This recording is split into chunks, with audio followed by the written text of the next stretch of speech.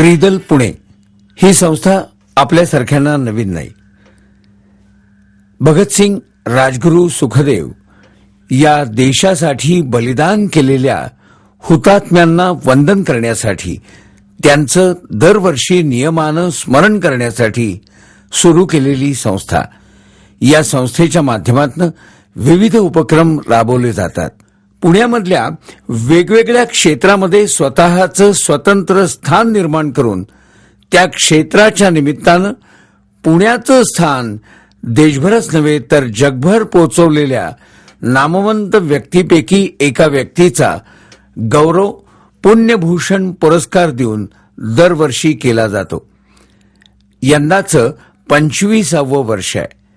यंदाचा विषय होता सूत्रसंचालन आणि निवेदन. या क्षेत्रामध्ये गेली 40 वर्षांहून अधिक काळ कार्यरत असलेले आणि जवळजवळ 3000हून अधिक मुलाखतींचा उच्चांक केलेले सूत्रसंचालक, निवेदक, लेखक, पत्रकार सुधीर गाडगीळ यांना या रौप्य महोत्सवी वर्षी त्रिदलच्या वतीनं पुण्यभूषण पुरस्कार देऊन सन्मानित करण्यात आलं.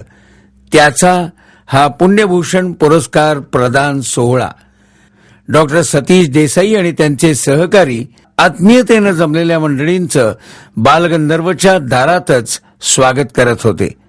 यंदाच्या वर्षीच्या या रौप्य महोत्सवी सोहळ्याचे सन्माननीय पाहुणे होते केंद्रीय कृषी मंत्री नामदार शरदरावजी पवार, विश्वविख्यात गायिका आशा भोसले, बालगंधर्व रंगमंदिरातली बारीकशी जागा सुद्धा दिसणार नाही इतक्या दाटीवाटीनं प्रेमानं जमलेल्या रसिकांच्या उपस्थितीत या रौप्य महोत्सवी पुण्यभूषण पुरस्कार सोहळ्याला आरंभ झाला.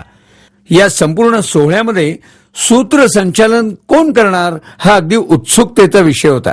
त्याचं कारण यंदाचा हा रौप्य महोत्सवी पुरस्कार दिलाच जात होता मुळी एका सूत्रसंचालकाला, आणि यंदाची ही सूत्रसंचालकाची जबाबदारी सांभाळली ख्यातनाम पत्रकार आणि माध्यमामध्ये प्रदीर्घ काळ काम करत असलेले डॉक्टर समीरण वाळवेकर यांनी. नेहमीच्या प्रथेप्रमाणे स्वातंत्र्यवीरांना आदरांजली व्यक्त करणारं गीत ए मेरे वतन के लोगों हे वाजवण्यात आलं, ज्याच्याद्वारे या मंडळींविषयी आदरभाव व्यक्त केला गेला.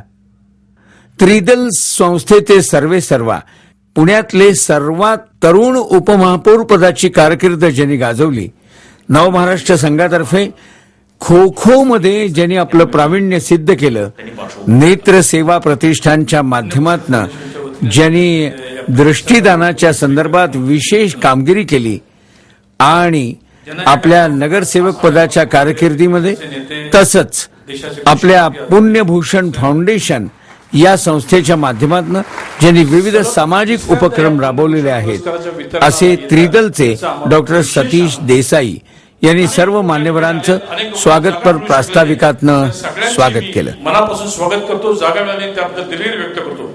साहेब, 1975-76 साली कॉलेजमध्ये असताना आम्हाला तरुण मित्रांना असं वाटलं की काही आपण पुणे शहराकरता तरुणांच्या करता काही केलं पाहिजे, आणि म्हणून रामभाऊ श्रीरामकर, नरेश राणे, प्रफुल्ल बल्ला, बाळासाहेब सातपुते, सुरेश कासार, प्रकाश पायगुडे या मित्रांना बरोबर घेऊन त्यावेळेला लोकमान्य टिळकांच्या मंडईच्या पुतळ्यापासून शनिवारवाड्यापर्यंत शहीद भगतसिंग, सुखदेव, राजगुरू यांची तिघांची प्रतिमा आम्ही काढायचो. केव्हा तरी आम्हाला लक्षात आलं की विधानसभेमध्ये कोणीतरी एक असा प्रश्न विचारला होता की सेनापती बापट कोण. त्यापासून आम्ही अधिक लक्षात काळजीपूर्वक झालो की आपण हे काम केलं पाहिजे आणि तरुण पिढीला भगतसिंग, सुखदेव, राजगुरू हे कळले पाहिजे, ती माणसं कळली पाहिजे. त्याकरता सोडलेला संकल्प म्हणजे हा पुण्यभूषण पुरस्कार होता. 1989 साली आम्ही पहिल्यांदा पुरस्कार दिला आणि सातत्यानं या क्षेत्रात जो दिग्गज आहे, खरं म्हणजे या पुरस्काराच्या मागची आमची भूमिका अशी होती की जो ज्येष्ठ आहे, म्हणजे जयंत नारळीकर असतील, राहुल बजाज असतील, शांतराव किर्लोस्कर असतील किंवा मुजुमदार असतील किंवा आणखी अन्य असतील, त्या लोकांनी केलेल्या कामाबद्दल पुणेकरांनी त्यांना कृतज्ञतापूर्वक वाकून केलेला नमस्कार आणि त्या नमस्कारामुळे तरुण पिढीला मिळालेलं प्रोत्साहन, असं कृतज्ञता आणि प्रोत्साहन यांचा संगम म्हणजे हा पुरस्कार आहे असं म्हटलं तर मी वावगड नाही. त्या ठिकाणी समीरणने सांगितलं आम्ही पुरस्कार चालू केले आणि महाराष्ट्रातल्या प्रत्येक गावाने तो पुरस्कार चालू केला. मग सातारा भूषण असेल, सांगली भूषण असेल, महाराष्ट्र सरकारने चालू केला. रामदास सोंडे म्हणून आमचे रांगोळीकार आहेत, ते मध्यंतरी बडोद्याला गेले. रणजित सिंग गायकवाड त्यांना त्या ठिकाणचे राजे भेटले. त्यांनी त्यांना सांगितलं की पुण्यभूषण पुरस्काराबद्दल मी ऐकून आहे, मला त्या पुरस्काराची सगळी माहिती सांगा. मी स्वतः रणजित सिंग गायकवाड बडोद्यामध्ये बडोदा भूषण पुरस्कार या निमित्तानं मला चालू करायचं. इतकं सर्वसामान्य माणसांच्या पर्यंत गेलेला पुरस्कार, नाभिक भूषण झाला, दुग्धभूषण झाला, वेगवेगळ्या पुण्यातल्या पेठांनी पुरस्कार स्वीकारला आणि सर्वात शेवटी सदाशिव पेठनी जेव्हा सदाशिव पेठ भूषण पुरस्कार चालू केला तेव्हा आम्हाला वाटलं आता जगाने हा पुरस्कार स्वीकारला, आता काही प्रॉब्लेम नाही. हे सगळं करत असताना साहेब या सगळ्या कामामध्ये केवळ सतीश देसाई किंवा आणखी 2-4-6 सहकारी नाही, ही 100 ते 200 लोकांची टीम आहे. अव्याहतपणे वर्षभर सातत्याने हे काम करत असते आणि हे काम करत असताना झोकून देऊन काम करणं हे आमच्या सगळ्या मित्रांचं याच्यामागचं ध्येय. पुण्यभूषण पुरस्कार असेल, पुणे शहरामध्ये चालू केलेली आणि आज महाराष्ट्राच्या प्रत्येक गावात गावात गेलेली आशाताई पहाट दिवाळी संकल्पना आहे. आमचा सातत्याने प्रयत्न आहे की जगामध्ये जिथं मराठी माणूस आहे तो मराठी माणूस या पहाट दिवाळीच्या निमित्ताने एकत्र आला पाहिजे. गेल्या वर्षी शिकागो, दुबई अनेक ठिकाणी आम्ही पहाट दिवाळी चालू केली. 83 अखिल भारतीय मराठी साहित्य संमेलन पुण्यभूषण शिवधनुष्य उचललं, तेही मोठ्या दिमाखामध्ये साजरं करून दाखवलं. आणि 2 वर्षापासून या शहराला अभिप्रेत असलेला गेल्या 100 वर्षाच्या इतिहासामध्ये साहेब कधी झालं नाही असा दिवाळी अंक, शहरामध्ये दिवाळी अंक काढावा ही पुण्यभूषणची कल्पना होती आणि शहरावरती दिवाळी अंक काढला. गेल्या वर्षीच्या दिवाळी अंकाला आदरणीय पवार साहेब त्याला प्रकाशनाला आले होते आणि पुणेकरांच्या सगळ्या विविध वैशिष्ट्यांचं त्याने 1 तासभर जे वर्णन केलं ते वर्णन ऐकल्यानंतर पवार साहेब पुण्यातल्या अनेक मान्यवरांनी, अनेक व्यक्तींनी, अनेक संस्थांनी त्या सगळ्या भाषणाची सीडी आमच्याकडे मागितली. आम्ही त्या कोणाला भाषणाची सीडी दिली नाही. अशा करता 2013चा आमचा जो पुण्यभूषणचा दिवाळी अंक आहे त्यात पहिला लेख आहे पक्का बारामतीकर पण अस्सल पुणेकर. पवार साहेबांनी त्या भाषणात त्या पुस्तकाच्या प्रकाशनाला केलेलं सगळं भाषण आम्ही त्या अंकामध्ये देतो. असे वेगवेगळे उपक्रम सातत्याने आम्ही हे सगळे राबवत राहिलो. हे सगळं करत असताना पुण्यातला माणूस हा आमच्या केंद्र बिंदू आम्ही मानला. आचार्य आपले कधीतरी एकदा म्हणाले होते की या देशामध्ये अनेक राज्य आहेत की ज्यांना भूगोल आहे आणि महाराष्ट्र हे असं एक राज्य आहे की त्याला इतिहास सुद्धा आहे. आणि नेमकं तेच आम्ही उचललं. या पुणे शहराला वैभवशाली इतिहास आहे, या पुणे शहराला वर्तमान आहे, या पुणे शहराला भविष्य सुद्धा आहे. मग या पुणे शहरात जी माणसं आहेत, मग पुणे शहरात काय आहे, बालगंधर्व आहे, यशवंतराव चव्हाण आहे, बालेवाडी आहे, कॉर्पोरेशन आहे, या सगळ्या गोष्टी ह्या पुणे शहराला दाखवणाऱ्या पुणे शहराची ओळख म्हणून आहे.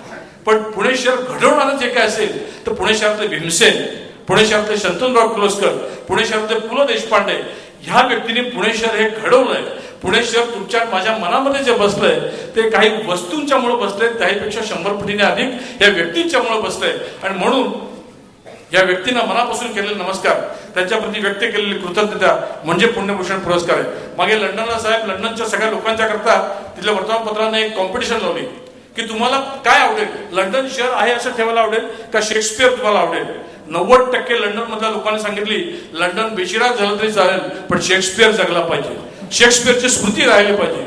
जे शहर अशी भावना ठेवतं की या देशात या शहरातला शेक्सपियर सारखा कलावंत असेल तो जगला पाहिजे, तेव्हाच ते शहर जगतं, ते राज्य जगतं, ते राष्ट्र जगतं. आणि म्हणून पुण्यातल्या अशा निवडक लोकांना सातत्यानं ओळखून पुढे आणून त्यांच्याकरता हा करण्याचा कार्यक्रम म्हणजे पुण्यभूषण आहे.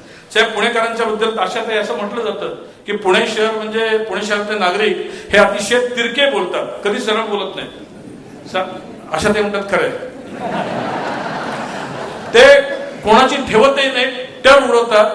अशा पुणे शहराबद्दल लोक वेगवेगळे सातत्याने त्यांच्या मनामध्ये प्रवाह असतात. पण तेच पुणे शहर, आपल्या शहरातला एखादा माणूस चांगला निघाला तर चोखंदळपणे त्याची निवडही करतो आणि त्याला पुण्यभूषणही देतो. हे या निमित्तानं महाराष्ट्रातल्या सगळ्या लोकांना जे पुण्याला नाव देतात त्यांनाही कापायचं आमचं याच पद्धतीने प्रयत्न होतात. हे सगळं करत असताना आज रौप्य महोत्सव आहे. गेली 25 वर्षाचे आम्ही काम केलं. त्याच्यामध्ये नरेश राणे आणि प्रफुल्ल भल्ला हे 2 आमचे सहकारी गेल्या वर्षी काळाच्या ओघात गेले. असे असंख्य मित्र होते म्हणून पुण्यभूषण पुरस्कार आम्ही करू शकलो.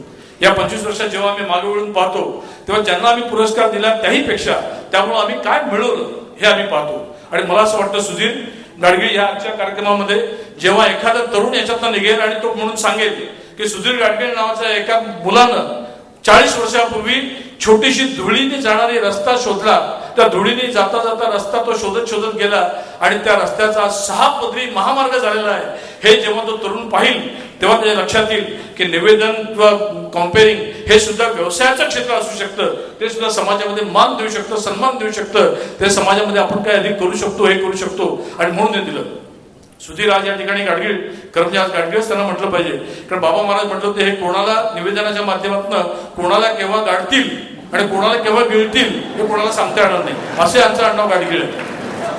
पण त्या गाडगिळांना आज मी या ठिकाणी आपल्या सगळ्यांच्या साक्षीने सांगू इच्छितो. गाडगीळ आज मुकुंद संग्रामांनी लोकसत्यामध्ये लेख लिहिलाय, त्या लेखामध्ये आपलं सगळं वर्णन आहे, पण त्यात त्यांनी एक शेवटात सांगितलंय की MS कॉलेजच्या समोरचा पानवाला अनिल असेल, की गिरिजाचे सणस असतील, न्यूयॉर्क मधले मीना नेरुरकर असेल किंवा पॅरिस मधले धर्माधिकारी असतील, जगामध्ये कुठेही फोनवरून आपण बोललात, प्रत्यक्ष बोललात, इथे आता आल्यानंतर 100 लोकांशी बोललात, प्रत्येकाला असं वाटतं की हा फक्त माझ्याशी सगळं बोलतोय, हा मला सगळं प्रेमाने भरभरून सांगतो आहे, हा केवळ माझ्याकरताच तयार झालेला व्यक्ती आहे, असं प्रत्येक माणसाला जेव्हा वाटतं की सुधीर गाडगीळ माझे आहेत, तेव्हा त्याचं रहस्य काय आहे, प्रत्येक माणसाला काय वाटावं की हा माणूस असा आहे, हे रहस्य आज त्या ठिकाणी मी सगळ्यांना सांगावं अशी आम्हाला विनंती आहे. मुकुंद संग्रामनी पण ते सांगितलंय. आणि आपल्या माहितीकरण सुधीर गाडगीळ, आपण जो मार्ग चोखाळलाय की सगळ्यांना वाटतं मी तुझ्याकरताच आहे, मी काम करतो आहे, तो मार्ग तुमच्या आधी 30 वर्षापूर्वी एका व्यक्तीने तो स्वीकारला, चोखाळला, आणि महाराष्ट्रातल्या आणि देशातल्या तमाम माणसांना वाटतं की हा माझा माणूस आहे. ती दुसरी व्यक्ती म्हणजे श्री कोणी नसून आदरणीय शरद पवार आहेत. अशी माणसं की जी समाजाला हवीविषयी वाटतात, त्या माणसांना निवडण्याचं काम आम्ही सातत्यानं करतो. सुधीरची 61 झाली, आपल्याला सांगून खरं वाटणार नाही की सुधीर आता 60 वर्षाचा झाला, पण सुधीरची 61 करायची झाली. आम्ही मित्रांनी सगळे एकत्र आलो आणि संध्याकाळी एक मिटिंग ठेवली. त्या मिटिंगमध्ये सगळ्या मित्रांना बोलवलं. मी संध्याकाळी गेलो, बघतो तो एकही मित्र आलेला नाही. दुसऱ्या दिवशी सगळ्यांना फोन केला, म्हटलं आला का नाही, ते म्हटलं कशा करता यायचं, सुधीर गाडगीळांची 61 शक्यच नाही. अजूनही ज्याच्या गालावरची लाली कमी होत नाही, अजूनही सगळे असल्या, अजूनही तुझ्या डोळ्यातला मिश्किलपणा कमी होत नाही, अजूनही माधुरी दीक्षितचं हास्य चांगलं का सुधीर गाडगीळांचं हास्य चांगलं लोकांना संभ्रम पडतो. असा सुधीर गाडगीळ हा सगळ्यांच्या आयुष्यामध्ये एक विलक्षण माणूस म्हणून भरून राहिलाय. सुधीर, ही विलक्षण किमया तुला जी मिळालेली आहे, ती किमया तुझ्या आधी या देशामध्ये आणखीन एका व्यक्तीला मिळाली की त्या सगळ्या लोकांना वाटलं की हा चिरतरुण आहे. ती चिरतरुण व्यक्ती आजही या व्यासपीठावरती पवार साहेबांसारखीच आज या ठिकाणी उपस्थित आहे, आणि त्या म्हणजे ख्यातनाम पार्श्वगायिका आशा भोसले. त्यांचं कुठलंही अजून आहे, असंख्य त्यांची गाणी अजूनही काढा, प्रत्येक गाणं हे आपल्या अंगावरती रोमांच आणल्याशिवाय राहणार नाही. अशा आशाताई भोसले असे आदरणीय पवारसाहेब आजच्या कार्यक्रमाला लाभले. जीवनामध्ये 25वा रौप्य महोत्सव साजरा करत असताना यापेक्षा अधिक काय भाग्य आम्हाला हवं असं नाही. आज या निमित्ताने 5 स्वातंत्र्य सैनिकांचा आम्ही गौरव करतो. हे 5 स्वातंत्र्य सैनिक शोधता शोधता आता 27 सालाच्या नंतरच्या आज 2013 आहे. हे त्यावेळेला 20 वर्षाचे 30 वर्षाचे असतील, आज सगळे 85-90ला पोहोचलेले, पण असेही शोधायला लागतात आणि त्यांना या ठिकाणी आणून अप्रकाशित स्वातंत्र्यवीरांना नमस्कार करायला लागतो. कारण हे होते म्हणून तुम्हाला आणि मला हे स्वातंत्र्य दिसतंय, आणि म्हणून त्यांच्या प्रती कृतज्ञतेने केलेला नमस्कार म्हणजे पुण्यभूषण पुरस्कार आहे असं म्हटलं तरी वावरं ठरणार नाही. या निमित्तानं पवारसाहेब, आम्ही आज या 25व्या रौप्य महोत्सवाच्या निमित्तानं 83वा अखिल भारतीय साहित्य संमेलन घेतलं, त्याच्यातनं मनामध्ये आलं, आणि म्हणून आज आपल्यापैकी येणाऱ्या प्रत्येकाला आम्ही कुपन दिलेलं आहे. ते कुपन 1000 रुपयाचं कुपन आहे. त्या 1000 रुपयाच्या कुपनमध्ये आपण बाहेर गेलात तर 500 रुपयामध्ये ते 1000 रुपयाची पुस्तकं आपल्याला मिळतील. हे सगळं आम्ही त्या आपली वाचन संस्कृती अधिक वाढावी ह्याकरता करतोय. त्याही गोष्टीचा आपण लाभ घ्यावा. पवारसाहेबांनी आशाताई स्वातंत्र्यपूर्व काळामध्ये असंख्य व्यक्तींनी पुणे शहराचं नाव वाढवलं, पुणे शहराच्या लौकिकात भर घातला. स्वातंत्र्यानंतरच्या काळामध्ये सुद्धा अनेक व्यक्तींनी नाव लौकिकामध्ये भर घातला. त्याच्यामध्ये 25 आमचे पुण्यभूषण विजेते आहेत. पण कधी काळी 100 वर्षानंतर या पुणे शहराचा इतिहास जेव्हा लिहिला जाईल तेव्हा अगदी शेवटच्या पानावरती शेवटची ओळख होईना, पण पुण्यभूषण फाउंडेशनची दखल इतिहास जरूर घेईल असा मला विश्वास आहे. कारण 25 वर्ष सातत्यानं देशातल्या कुठल्याही शहराने केलं नाही. असं आपल्या गावातल्या एका असामान्य व्यक्तीला निवडायचं, त्याला लोकांच्या पुढे आणायचं आणि त्याला सांगायचं हे काम तू चांगलं केलं आहेस आणि तरुणांना प्रोत्साहन द्यायचं. हे सगळं काम करत असताना आज मला आपल्या सगळ्यांचे मनापासून आभार मानायचे. सर्वात जास्त आभार मानायचे ते पावसाचे. गेले 2 दिवस आम्हाला चिंता होती की पाऊस भरपूर पडेल आणि आपण सगळे येता किंवा नाही, चिंब भिजत किंवा नाही, पण पावसाचे आभार मानत असताना मी आदरणीय पवार साहेबांचे, आदरणीय आशाताईंचे, आदरणीय धारिया साहेबांचे, आदरणीय स्वातंत्र्य सैनिकांचे, महापौरांचे, आपल्या सगळ्यांचे सुद्धा मनापासून आभार मानतो. कारण आपल्या सगळ्यांनी दाखवलेलं प्रेम, आपल्या सगळ्यांनी दाखवलेलं आपलेपणा, जिव्हाळा, ममता, माया ही मी आणि माझे सर्व सहकाऱ्यांना पुढची 25 वर्ष अधिक चांगले काम करण्याची प्रेरणा देईल असा विश्वास आणि आशावाद व्यक्त करतो आणि माझं लांबलेलं प्रास्ताविक थांबवतो. धन्यवाद. डॉक्टर सतीश देसाई यांच्या या स्वागतपर प्रास्ताविकानंतर तमाम पुणेकरांच्याही वतीनं हा त्रिदलचा पुरस्कार पुण्यभूषण पुरस्कार दिला जात असल्यामुळे पुण्याच्या प्रथम नागरिक वैशालीताई बनकर यांनी पण स्वागतपर मनोगत व्यक्त केलं आणि श्रीमती आशा भोसले आणि शरद पवार या दोघांचं पुष्पगुच्छ देऊन स्वागत केलं.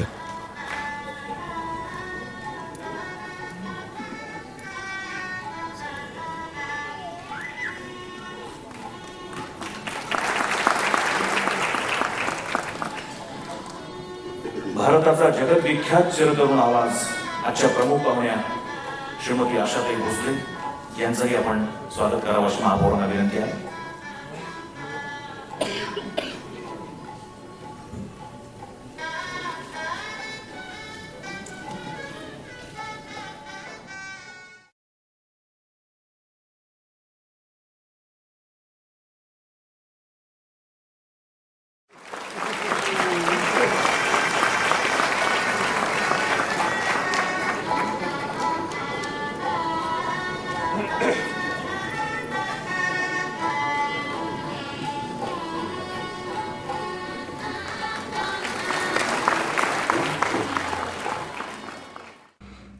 पाठोपाठ ज्येष्ठ स्वातंत्र्य सैनिकांचाही गौरव आशाताई आणि शरद पवार यांच्या हस्ते करण्यात आला, ज्याच्यामध्ये होते नारायण बळवंत सुरसे, छगनलाल खिमराज अनेचा,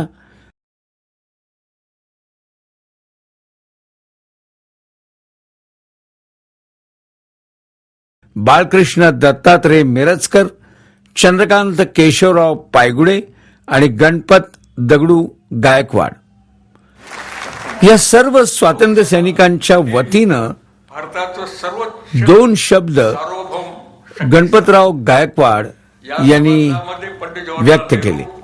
गोविंद वल्लभ पंत, मौलाना आझाद, लाल बहादूर शास्त्री अशा दिग्गज नेत्यांनी या देशाचा कारभार पाहिला आणि विरोधी बाकावर सुरेंद्रनाथ द्विवेदी, हिरेन मुखर्जी, बॅरिस्टर नाथपै, भूपेश गुप्त, अग्नि अटलजी सुद्धा या मातब्बर नेत्यांनी काम पाहिलं का आपली बाजू सांभाळली.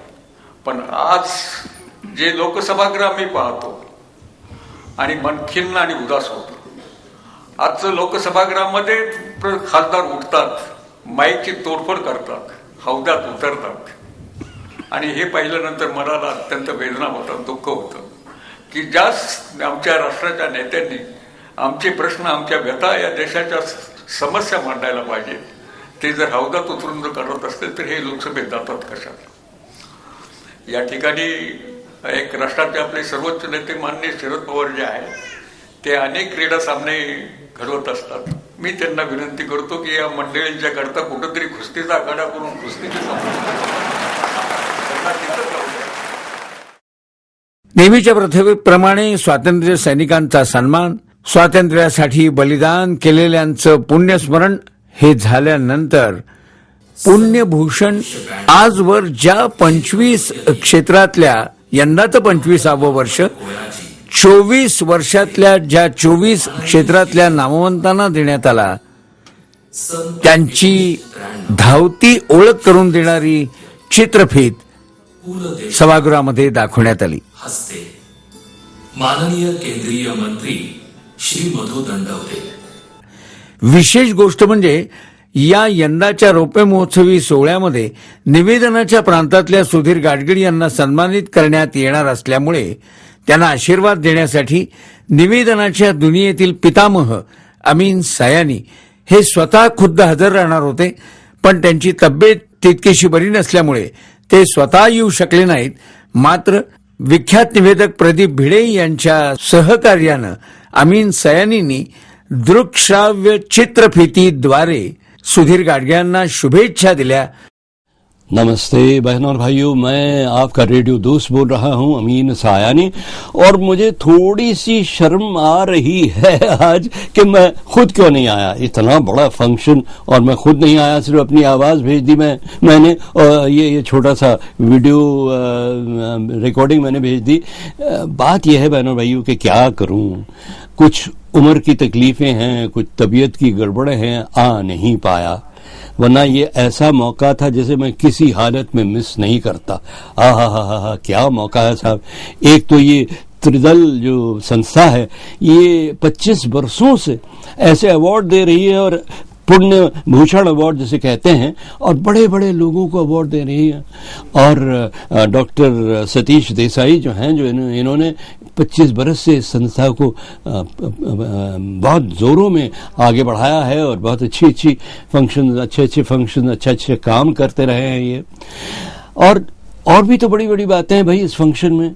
एक तो कैसे बड़े बड़े लोग चीफ गेस्ट की हैसियत से आए, माननीय श्री शरद पवार, जिन्हें मैं तब से जानता हूं जब ये थे मुख्यमंत्री महाराष्ट्र के, और बड़े जोरदार, बड़े जबरदस्त पॉलिटिशियन रहे हैं।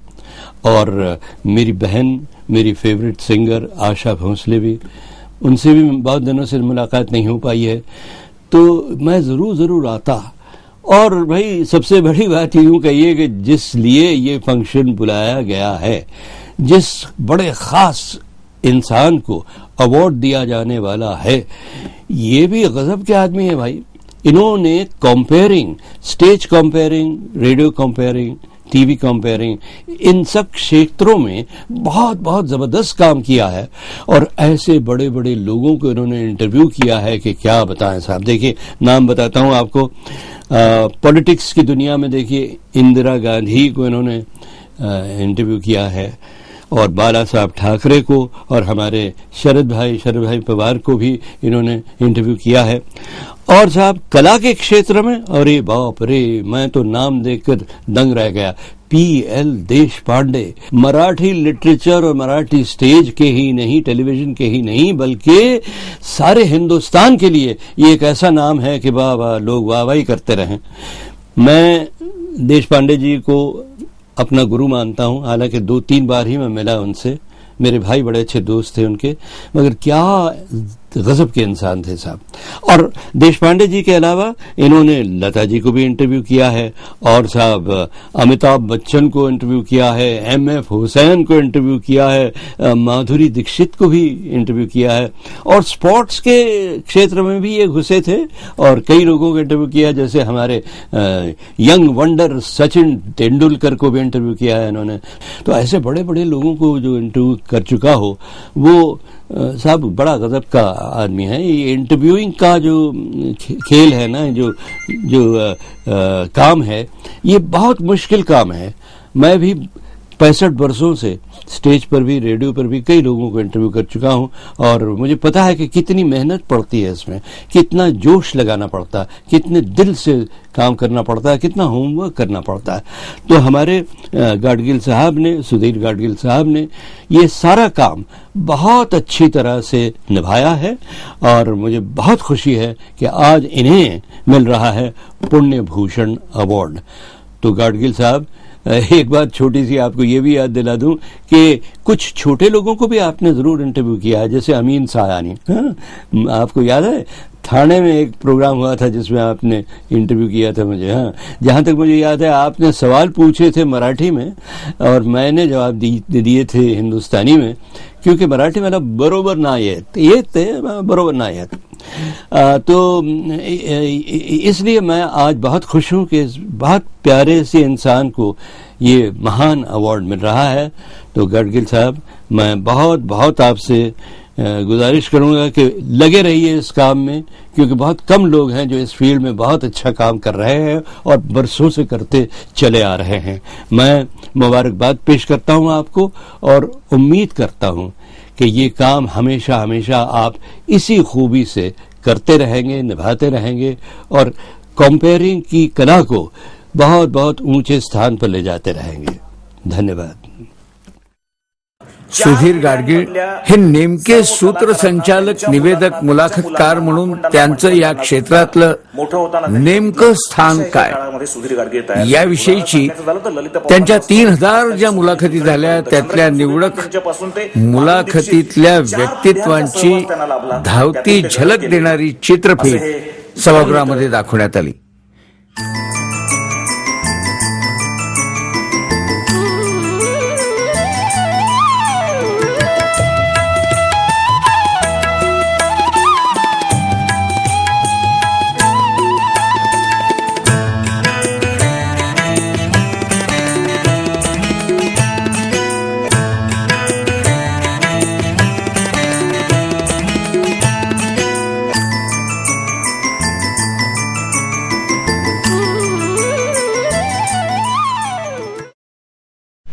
शेजारची माणसं कर्तृत्वानं मोठी होती म्हणून आपण मला सहन करत गेलात. नमस्कार रसिको हो. अशी तुमच्यासारख्या रसिकांना साथ घालत साध्या सोप्या बोलीतून सुहास्य वदने मिश्किल टिप्पणी करत सटाणा ते सॅन होजे, स्थानिक गावोगावच्या समारंभांपासून ते London, Tokyo, New York, Dubai, Kenya, Mauritius पर्यंतच्या जगभराच्या मराठी मेळाव्यातून मराठी मनामनात शिरलेला पहिला मराठी व्यावसायिक सूत्रसंचालक.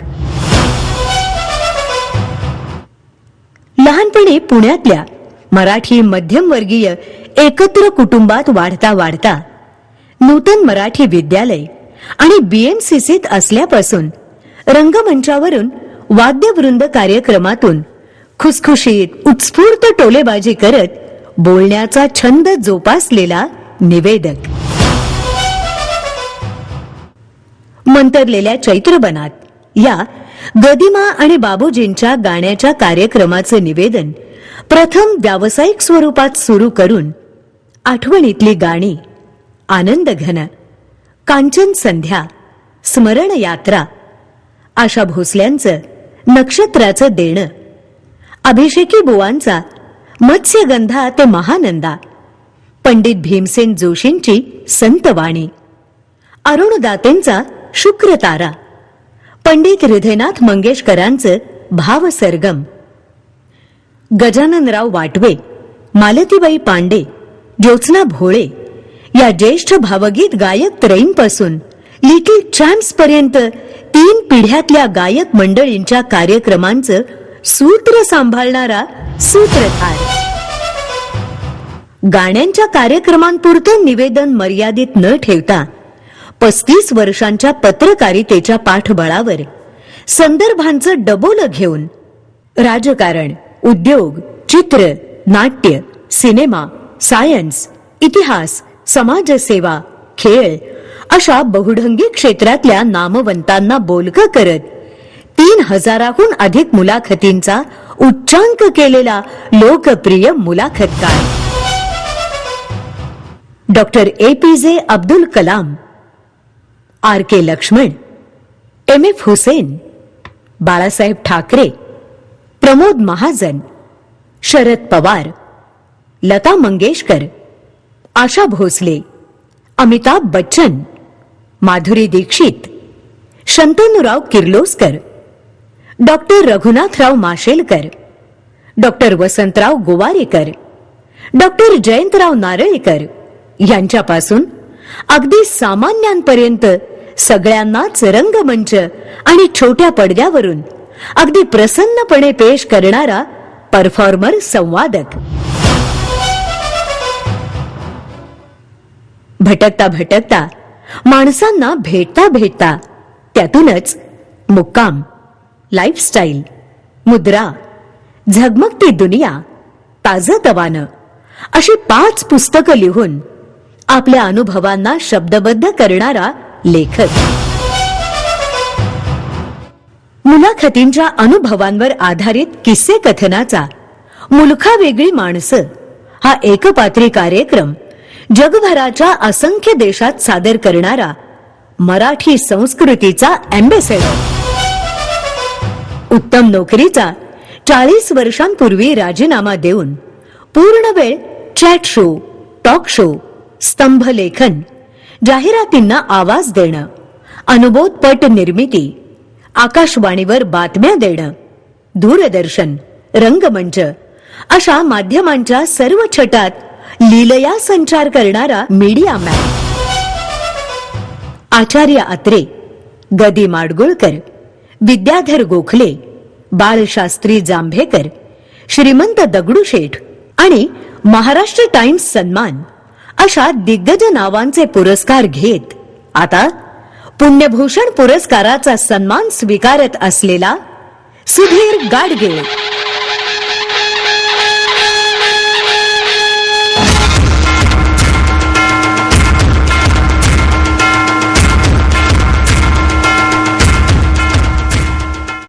आणि पाठोपाठ साजरा झाला तो संस्मरणीय क्षण, पुण्यभूषण पुरस्कार वितरण सन्माननीय शरदरावजी पवार, आशाताई भोसले यांच्या हस्ते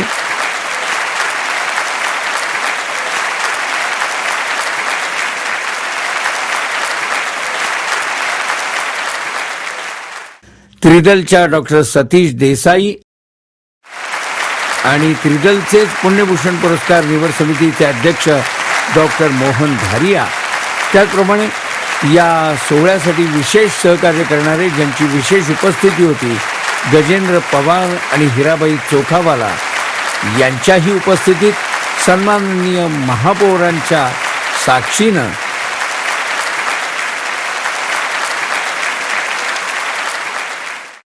आणि सभागृहामध्ये तुडुंब गर्दीमध्ये जे रसिक गाडगिळांवरच्या प्रेमानं आणि त्रिदलवरच्या विशेष स्नेहबंधानं एकवटलेले होते, त्याच्यामध्ये विशेष म्हणजे विविध राजकीय केवळ प्रतिनिधी नव्हते, तर विविध माध्यमांचे सुद्धा सर्व ज्येष्ठ प्रतिनिधी हजर होते. हे विशेष. हा पुरस्कार सोहळा संपन्न झाल्यानंतर सुधीर गाडगीळ यांनी आपलं भावपूर्ण हृदगत व्यक्त केलं. ज्याच्या साक्षी होत्या त्यांच्या 87 वर्षाच्या मातोश्री श्रीमती शांताबाई गाडगीळ. व्यासपीठावरचे सर्वजण, या सभागृहामध्ये एवढ्या प्रचंड संख्येने उपस्थित असलेले पुणेकर रसिक आणि एवढ्याच संख्येनं बाहेरच्या बाजूला चित्रफीत पाहत बसलेले सर्व रसिक आणि सर्व वाहिन्यांच्या सहकार्याने, वाहिन्यांच्या माध्यमातून घराघरात या कार्यक्रमाचा आस्वाद घेत असलेल्या सर्व रसिकांना माझा मनपूर्वक प्रणाम. आजच्या माझ्या या सोहळ्याला उपस्थित असलेल्या आशाताई आणि पवारसाहेब यांच्या उपस्थितीनं मला विशेष आनंद होत आहे. आपल्या उपजत तल्लख स्मरणशक्तीच्या पाठबळावर अनेक संदर्भांचे दाखले देत विषयाला नेमकं धरून भाष्य करणारे असे शरदरावजी नेते आहेत. विशेष म्हणजे स्वतःच्या बारामती गावातल्या रंगमंदिराला गदी माडगुळकरांचं नाव देण्याची दृष्टी असलेले असे रसिक राजकारणी ते आहेत. अनेक संघर्ष अडचणी यांना तोंड देऊन कायम प्रसन्न आणि आनंदी आणि चैतन्यशील असलेल्या, जिद्दीनं जगणाऱ्या, आपल्या बोलण्या वागण्या गाण्यातून आसमंतामध्ये आशावादी वृत्ती निर्माण करणाऱ्या आशाताई आज या व्यासपीठावर आहेत. याचा मला मनापासून आनंद होतोय. दर बुधवारी संध्याकाळी ज्यांचा आवाज ऐकण्यासाठी रेडिओच्या पुढ्यात बसून अनेक वर्ष कॉलेजच्या काळातली आणि पुढची घालवली, त्या निवेदनातले पितामह अमीन सयानीजी यांच्या दृकश्राव्य चित्रफितीच्या रूपानं का होईना इथे उपस्थिती लाभली आणि शुभेच्छा मिळाल्या, हेही मी माझं भाग्य समजतो. सर्व स्वातंत्र्य सैनिकांना वंदन करतो. आदरणीय अण्णा इतक्या वेळ या ठिकाणी होते, तब्येतीच्या कारणामुळे त्यांना जावं लागलं, त्यांनाही प्रणाम करतो. शहराच्या प्रथम नागरिक वैशालीताई बनकर यांनाही सगळ्या त्यांच्या माध्यमातून सर्व शहराला धन्यवाद देतो. या त्रिदलचे संस्थापक डॉक्टर सतीश देसाई, संपूर्ण त्रिदल परिवार आणि आपल्यासारखे सर्व चोखंदळ पुणेकर रसिक या सर्वांचं मी मनापासून स्वागत करतो. गजेंद्र पवार, हिराबाई चोखवाला, समीरण वाळवेकर यांच्या सकट सर्वांचं. त्रिदल आणि सर्व थरातील पुणेकरांच्या वतीनं दिला जात असलेला 25वा पुण्यभूषण पुरस्कार मी अत्यंत आनंदानं या ठिकाणी स्वीकारत आहे. आज मला जे 90वे वर्ष ओलांडल्यानंतर सुद्धा अगदी या वर्षापर्यंत माझ्या प्रत्येक कार्यक्रमाला इथे पुढच्या रांगेत बसत असत आणि मला दाद देत असत, ज्यांचं याच वर्षी निधन झालं, त्या माझ्या वडिलांची मला या क्षणी तीव्रतेनं आठवण येते. नोकरी सोडून देऊन या वेगळ्या क्षेत्रात येण्याचं बळ जिनं मला दिलं ती माझी पत्नी शैला. हिची पण मला तीव्रतेनं या क्षणी आठवण येते. माझी 87 वर्षांची अडचणी दडपण याचं कधी बाऊ न करता कायम प्रसन्न असलेली उत्साही आई या 87व्या वर्षी या सन्मान क्षणाची इथे साक्षीदार आहे, याचा मला आनंदही होतोय. केतन, मुक्ता, कपिल, मुग्धा असे सर्व माझे परिवार या ठिकाणी उपस्थित आहे. त्या सर्वांचा मला आनंद होत आहे. पुणेकरांनी केलेल्या गौरवाला माझ्या दृष्टीनं खूप जास्तच महत्व आहे. कारण भांग्या पत्र्या सोन्या मारुती मुरलीधराला खुन्या म्हणती अशी चित्रविचित्र नावं असलेल्या पुणेकरांच्या देवदेवतांच्या देवळांमधनं लहानपणी आजी आजोबांच्या बरोबर कथा कीर्तनं प्रवचनं याला नियमितपणे जात असताना नामा म्हणे, तुका म्हणे, ज्ञानदेव म्हणे असं दुसऱ्यांनी म्हटलेलं समोरच्या तिसऱ्यांना आपलंच असल्याच्या आत्मविश्वासाने सांगणारे आद्य परफॉर्मर, ज्यांची शब्दांवर हुकमत होती, सुरांची जाण होती, अभिनयाचं अंग होतं, अशा कथाकार, प्रवचनकार, कीर्तनकार या पुण्यातल्या मंडळींनी माझी शब्दांची गोडी वाढवलेली आहे. 3 पिढ्यातल्या मातब्बर वक्त्यांनी शब्द खेळाच्या छटा शिकवलेल्या आहेत आणि त्यातही मी विशेष सिंहाचा वाटा म्हणेन. शाळेच्या काळात आचार्य प्रल्हाद केशव अत्रे आणि नंतरच्या संपूर्ण टप्प्यावर पुरुषोत्तम लक्ष्मण देशपांडे. साधं सोपं अनौपचारिक कसं बोलावं आणि उत्स्फूर्त मिश्किल टिप्पणी करत श्रोत्यांशी हसत खेळत नातं कसं जोडावं याचा पु ल देशपांडे हे माझ्यासाठी वस्तुपाठच होते. हे सार जे ऐकत गेलो तो शब्दांचा रियाज होता. आता कुठे मैफलीत रंग भरायला सुरुवात झाली आहे. मी बहुतेक सर्व वृत्तपत्रांसाठी आणि वाहिन्यांसाठी आत्तापर्यंत काम केलंय. या माध्यमांनी मला संदर्भांचं भान दिलेलं आहे, वाचनाची दृष्टी दिलेली आहे आणि असंख्य माणसांपर्यंत पोहोचण्याची संधी दिलेली आहे. त्यामुळे संवादाचं आत्मबळ माझं वाढलेलं आहे. या दृष्टीनं या सर्व दृकश्राव्य आणि प्रिंट मीडिया मधल्या सर्व माध्यमांचं स्थान माझ्या आयुष्यामध्ये सर्वोच्च आहे. पण या सर्व पार्श्वभूमीवर मी थोडाफार जर यशस्वी झालो असेल तर त्याला कारण मुळामध्ये माणूस या गोष्टीविषयी मला असलेलं प्रेम आणि कुतूहल. माध्यमातल्या जबाबदाऱ्या उचलताना समाजाविषयीचं भान या माध्यमांनी दिलं. या छोट्याशा प्रवासात समाजाशी माझी नाळ जुळली गेली. याची अनेक उदाहरणं देता येतील. एक छोटं फक्त सांगतो. पुण्यातल्या टिळक रोडवरच्या बादशाही रेस्टॉरंटच्या कोपऱ्यावरनं मी जात असताना तिथे कोपऱ्यावर एक 4ही चाकं पंक्चर झालेली हातगाडी उभी होती आणि त्या हातगाडीवर एक भंगार वस्तूची विक्री करणारी बाई त्या वस्तूवरती होत्या आणि त्या गाडीच्या पायाशी ती भंगारवाली बसून आपल्या मैत्रिणीबरोबर चहा पित होती. मी तिथून जात असताना ती आपल्या मैत्रिणीला म्हणाली की आणखीन 5,000 जमले का की ₹1,00,000 फिक्सला होतील बँकेत. माझे एकदम चक्रावलो मी आणि तिथे खाली बसलो आणि म्हटलं, ताई तुम्ही नेहमी चहाला इथे येता का? इथून शहराच्या कुठल्या भागात जाता?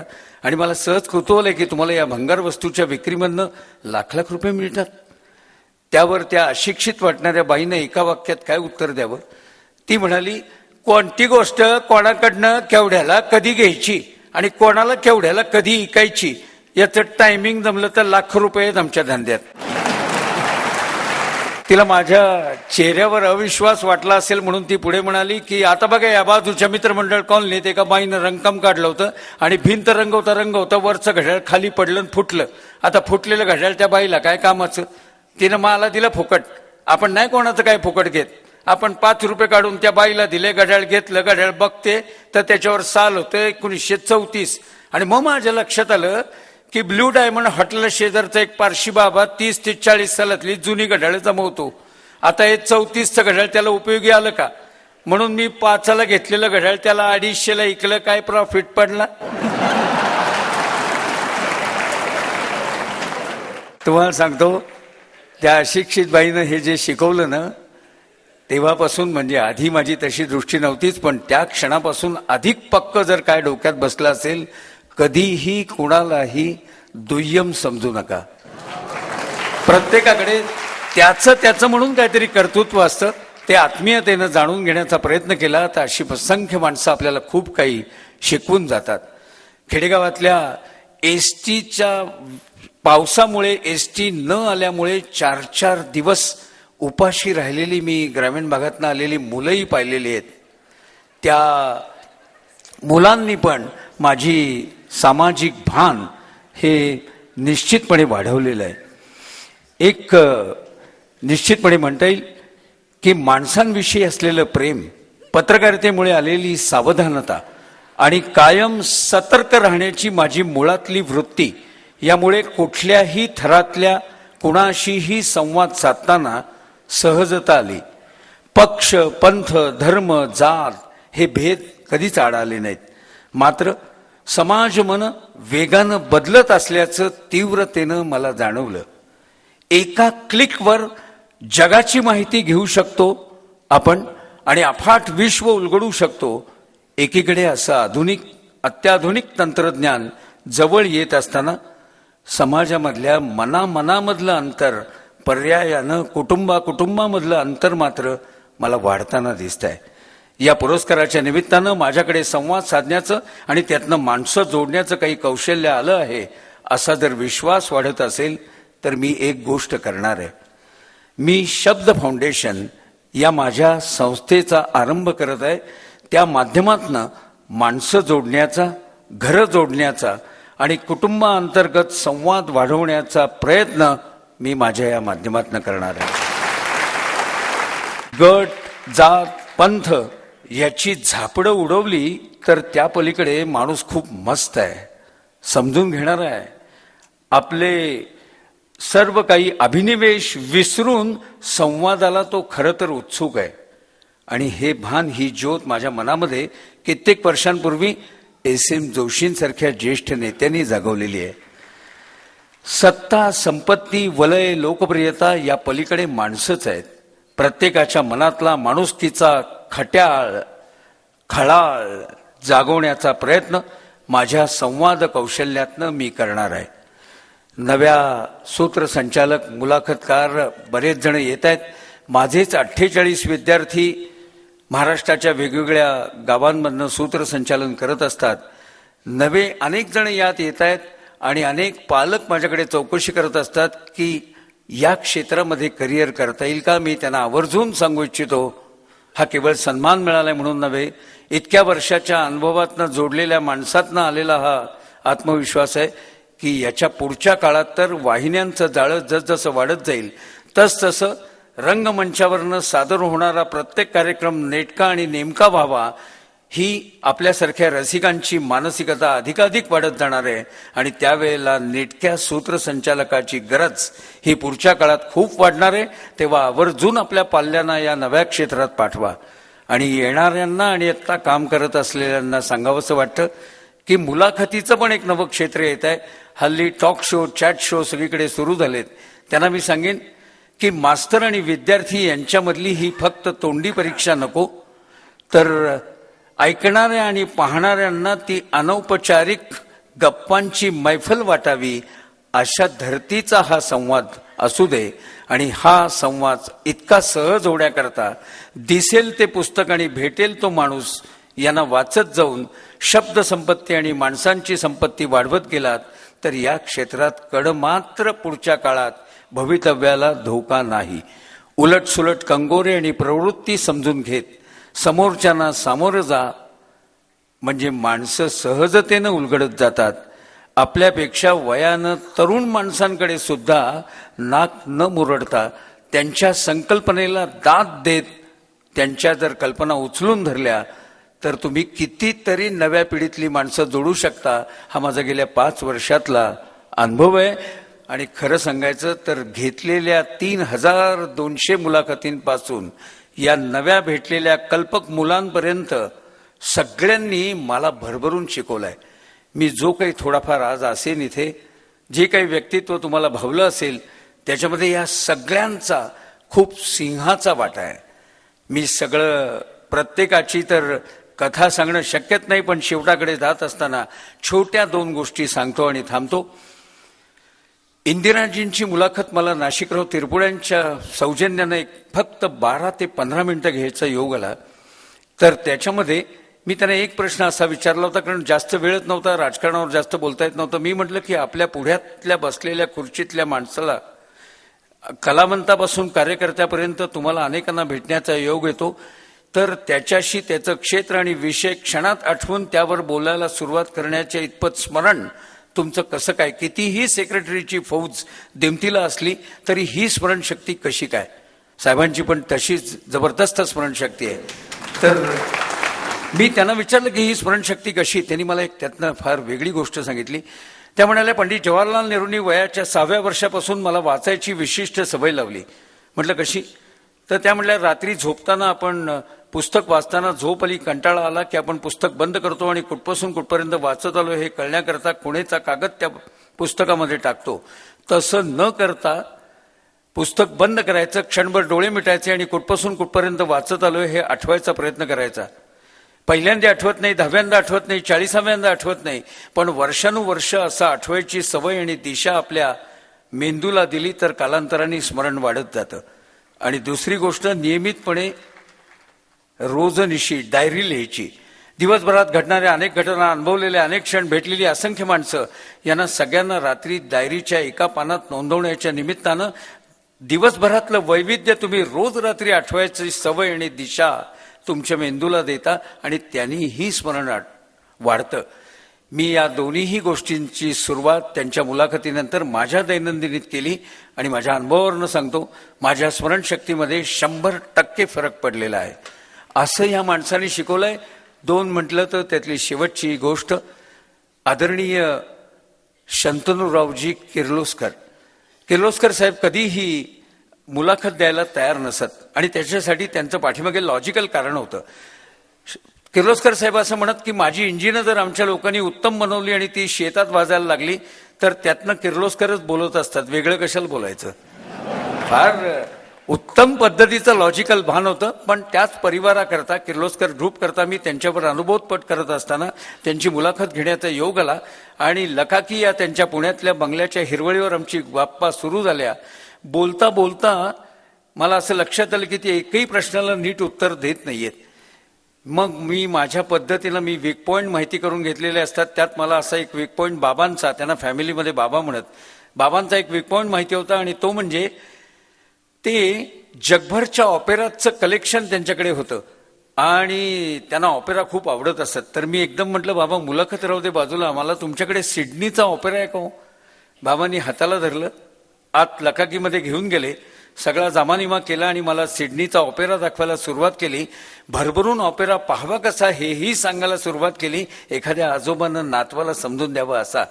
आणि ते समजून देताना ते मूडमध्ये आलेत हे लक्षात घेऊन मी हळूच माझे मुळातले प्रश्न त्यांना सगळे विचारत गेलो. त्या सगळ्या प्रश्नांची उत्तरं त्यांच्याकडनं काढून घेतली आणि मी एकदम खुश झालो की बाबा अजिबात मुलाखत द्यायला तयार नसताना सगळ्या प्रश्नांची उत्तरं आपण मस्त काढून घेतली की नाही. आणि या खुशीत मी लकाकीमधनं बाहेर पडत होतो तर दरवाजातनं मला पुन्हा निरोप आला की बाबांनी आत बोलवलंय.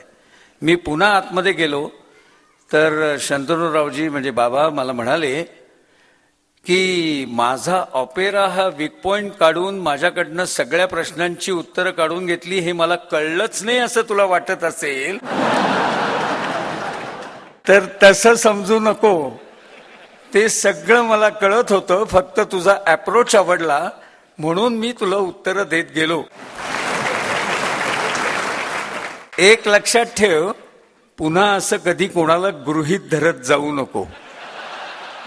एवढा महत्वपूर्ण धडा शंतनूरावांनी दिला. भंगारवालीपासून शंतनूरावपर्यंत प्रत्येकानं काहीतरी शिकवलेलं आहे.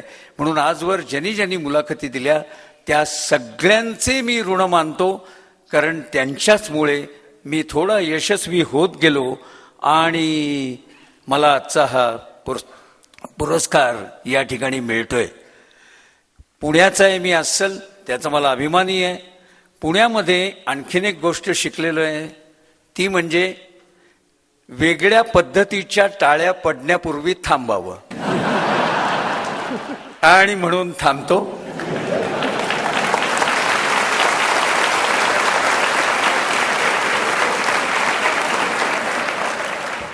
यानंतर प्रमुख अतिथींच्या मनोगतामध्ये स्वाभाविकच आशाताई काय बोलतात याविषयी सगळ्यांना उत्सुकता होती. नेहमीच्या थाटात, नेहमीच्या उत्साहात आपला पदर सरसावून माईक समोर गेल्या आणि गाडगिळांकडे बघत म्हणाल्या, आज मी काही नेहमीसारखं भाषण वगैरे करणार नाहीये, एका मुलाखतकाराचा गौरव आहे, तर आज मीच तुमची मुलाखत घेते. असं म्हणून गाडगीळ आणि आशाताई यांच्यातल्या प्रश्नोत्तराच्या जुगलबंदीला सुरुवात झाली, ज्याला रसिकांचा भरभरून प्रतिसाद मिळाला. नमस्कार. एकाच गोष्टीचं जरा दुःख आहे मला, बाकी फार छान चाललेलं आहे. ही पगडी, हा सन्मान मी पुण्याची नसल्यामुळे मला मिळणार नाही.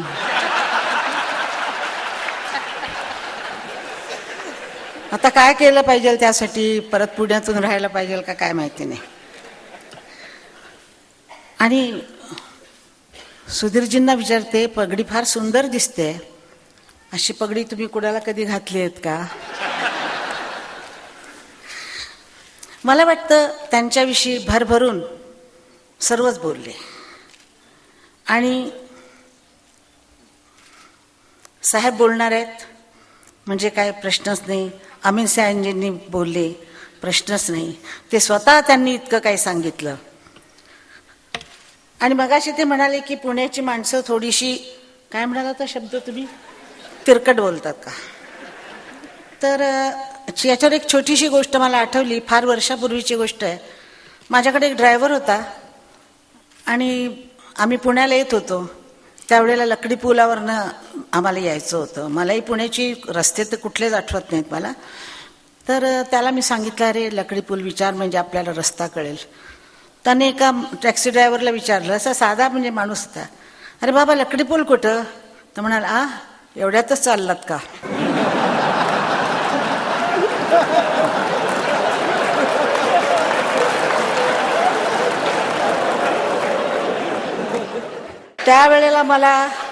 त्यावेळेला मी अति लहान असल्यापासून पुण्यात राहिलेले आहे. आमच्या बाबांचा इथं बंगला पण होता, ग्लोब सिनेमा कुठं त्या बाजूला. त्यानंतरही आम्ही मंगळवार पेठेत राहिलेलो आहे. मंगळवार नाही, सदाशिव पेठेत, म्हणजे अगदी ब्राह्मणांच्या अगदी मुख्य अड्ड्यात राहत होतो आम्ही. आणि त्यामुळं पुण्याची मला थोडीशी माहिती आहे. की आता ते म्हणाले म्हणूनच सांगते की तूप चमच्यानं घालायचं. आम्ही कोल्हापूरला गेलो की अशी तुपाची ती किटली देतात, अशीच वाढतात भातावर. पण पुण्यामध्ये असा चमचा करून असा ठेवतात. आता पुण्याविषयी आणि काही सांगू का? पण पुण्याची मंडळी अतिशय रसिक मंडळी आहेत, समजदार मंडळी आहेत आणि आमची मंडळी आहेत. मी जरी मुंबईत राहत असले तरी महाराष्ट्रीयन आहे आणि महाराष्ट्र सर्व माझाच आहे. एवढंच नाही तर सर्व हिंदुस्तान माझा आहे. मी हिंदुस्तानाची मुलगी आहे. मैं खड्डा पाता है, सरदार जी देख लिया, मैं ते सरदार भी हो गई हूं. मला वाटतं की गाडगीळ साहेबांना हा जो पुरस्कार मिळाला आहे तो अतिशय मोठा आणि छान आहे. ते लोकांची खूप फिरक्या घेतात लोकांच्या. म्हणजे एकदा असं माझी मुलाखत घेत होते, समोर बसले होते मी, आणि अगदी माझ्याशी हसत गोड नेहमीसारखा आपला चार्म माझ्यावर टाकत, सगळ्यांवर चार्म टाकत त्यांनी मला विरुद्ध पार्टीच्या समोर मी बसलेली असताना, म्हणजे माझं कोणी विरुद्ध नाही, पार्ट्या विरुद्ध असतात, मी कोणाची विरुद्ध नाही आणि कुठल्याही पार्टीत नाही आणि सगळ्यांच्याच पार्टीत आहे. त्यांनी मला पटकन प्रश्न विचारला की बिहारी माणसांचं जे चाललेलं आहे ते तुम्हाला बरोबर वाटतं का? मी टणकन उडाले, पण मी भोळी बिचारी गरीब अशा, खरं बोलायची सवय, कधी खोटं बोलले नाही, त्यामुळे पटकन मी बोलले नाही म्हटल्याबरोबर समोर तिकडं गोंधळ. म्हणजे असं मला त्यांनी फसवलं आणि तिथंच ते बसलेले समोर मी आणि हसून माझ्याकडे बघतायत की आता तुम्ही काय उत्तर देणार या प्रश्नाला. अहो मी राजकारणी नाही आहे, मी गाते, मी सिंगर आहे. पण त्यांनी मला त्या दिवसा असं फिरकीत टाकलं. तर आता मी तुम्हाला एक विचारते, तुम्ही सगळ्यांच्या फिरक्या घेता, तुमची आणि भारतरत्न लता मंगेशकर आणि आशा भोसले यांची ओळख कधी व कशी झाली? बाळासाहेब म्हणजे हृदयनाथ मंगेशकर यांच्यामुळे झाली. आणि माझ्या आठवणीप्रमाणे त्याला आता 31 वर्ष होत आहेत. कारण आपलाच परस्परांचा एकत्र कार्यक्रम मुंबई म्हणजे दूरदर्शन. आशा भोसलेंचा. मी मठाच्या तर्फे तुम्हाला प्रश्न विचारायला आलेले आहे. बोला. लता वैंच्या तर्फे काय विचारताय? मटा. मठाकडून मी तुम्हाला प्रश्न विचारण्यासाठी आलेले आहे. तर तुम्ही याची उत्तरं जरा द्याल का? छान देईन, जरूर. तुम्ही वेगळ्या लोकांच्या मुलाखती घेता, वेगवेगळ्या लोकांच्या, राजकारणी, खेळाडू, कारखानदार, कलाकार. तुम्हाला कोणाचे इंटरव्ह्यू घ्यायला जास्त आवडतं? राजकारणी माणसांच्या. त्याचं कारण आपलं असलेलं रूप न दाखवण्याचा ते प्रयत्न करत असतात आणि लोकांना ते हवं असतं पाहायला. व्यवसायाप्रमाणे त्यांच्यात फरक असतो का आणि कसा? नाही हो, सगळी माणसंच आहेत, फारसा फरक नसतो. तुम्हाला सर्वात अवघड वाटलेली मुलाखत कोणती? मला सर्वात अवघड वाटलेली मुलाखत कायमच आशा भोसलेंची आहे. त्याचं कारण त्या कधी, कुठे, काय, कसं बोलतील आणि आपल्यालाच पगडी घालतील याचा अंदाज नाही बांधता येत. आशा भोसले अशा आहेत? नाही, उत्तम आहेत, पण अंदाज नसतो बोलण्याचा. हा, हे खरी गोष्ट आहे. खरं बोलणाऱ्या माणसाला खरंच अंदाज राहत नाही की आपण हे इथं बोलावं की न बोलावं. ते फक्त तुमच्यासारख्या म्हणजे काय म्हणतात त्याला, सूत्रसंचालक करणाऱ्या लोकांना कळतं की कुणाला कसं कसं बनवावं. तुम्हाला सर्वात अवघड वाटलेली मुलाखत कोणती? सर्वात अवघड वाटलेली मुलाखत अब्दुल कलाम साहेबांची. का? नाही, त्यांच्या सगळा जो अभ्यास, त्यांची जी भाषा आहे, त्याचं मी तयारी, सगळी माहिती पुस्तकं वाचलेली होती. परंतु त्यांचा जो टोन आहे आणि त्यांचं जे इंग्रजी आहे ते मला नेमकेपणाने पटकन लक्षात येत नव्हतं. त्यामुळे आपण चुकीचं उत्तर तर चुकीच्या दिशेने तर जाणार नाही ना, अशी मला थोडी भीती वाटत होती. म्हणजे तुम्हाला कधी कधी भीती वाटते?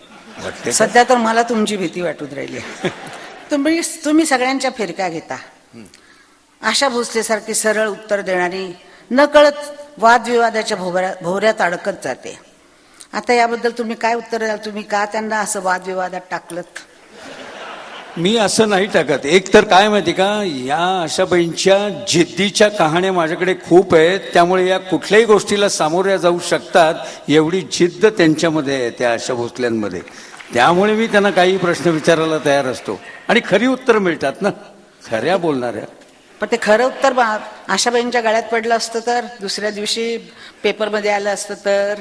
नक्की आलं नसतं. कारण ते मांडताना कशा पद्धतीने मांडायचं, म्हणजे माझ्या कंटेंटमध्ये आक्रमकपणा असतो पण मांडणीमध्ये सभ्यपणा असतो. सभ्यपणा पण तो इतका भयंकर होता त्या दिवसाचा की आशाबाई गटकांगाळ्या खात होत्या. पण हरकत नाही, समोरची पार्टी सभ्य होती त्यामुळे वाचल्या त्या. तुम्हाला स्वतःला कोणता पक्ष आवडतो? मला